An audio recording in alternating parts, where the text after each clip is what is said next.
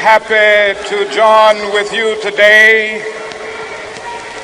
in what will go down in history as the greatest demonstration for freedom in the history of our nation.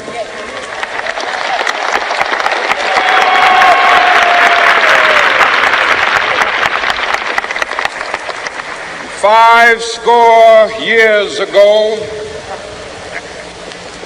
a great American in whose symbolic shadow we stand today signed the Emancipation Proclamation.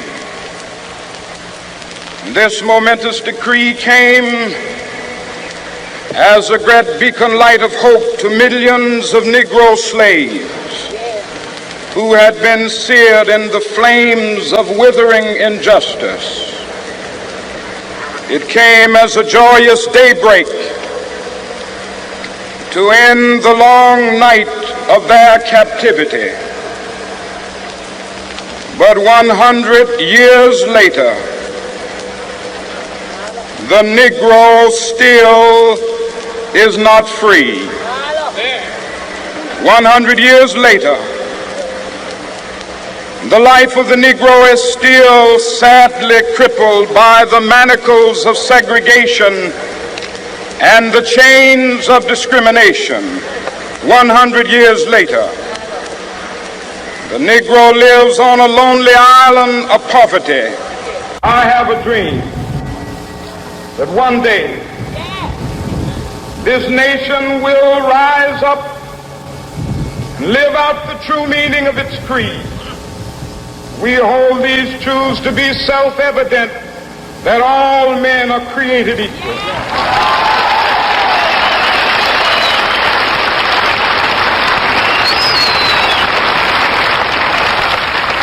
I have a dream that one day on the red hills of Georgia, sons of former slaves and the sons of former slave owners will they be able to sit down together at the table of brotherhood. I have a dream that one day, even the state of Mississippi, a state sweltering with the heat of injustice, sweltering with the heat of oppression, will be transformed into an oasis of freedom and justice. I have a dream. My poor little children will one day live in a nation where they will not be judged by the color of their skin, but by the content of their character. I have a dream today.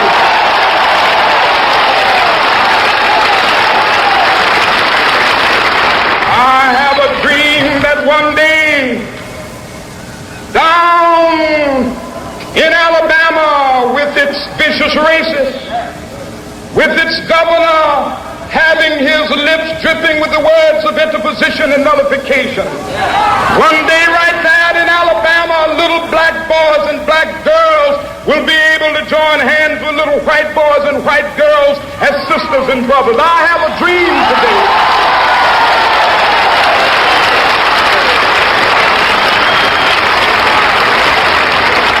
I have a dream that one day every valley shall be exalted, and every hill and mountain shall be made low. The rough places will be made plain, and the crooked places will be made straight, and the glory of the Lord shall be revealed, and all flesh shall see it together.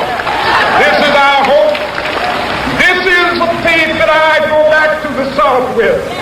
With this faith, we will be able to hew out of the mountain of despair a stone of hope. With this faith, we will be able to transform the jangling discords of our nation into a beautiful symphony of brotherhood. With this faith, we will be able to work together, to pray together, to struggle together, to go to jail together, to stand up for freedom together, knowing that we will be free one day.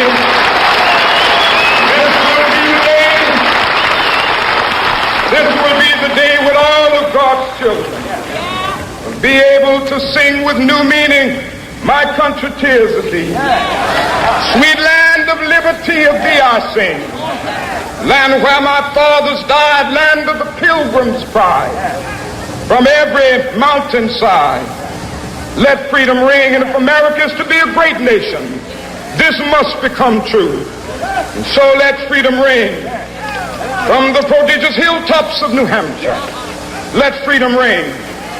From the mighty mountains of New York, let freedom ring. From the heightening Alleghenies of Pennsylvania, let freedom ring. From the snow-capped Rockies of Colorado, let freedom ring. From the curvaceous slopes of California. But not only that, let freedom ring from Stone Mountain of Georgia. Let freedom ring from Lookout Mountain of Tennessee. Let freedom ring from every hill and molehill of Mississippi, from every mountainside. Let freedom ring, and when it happens,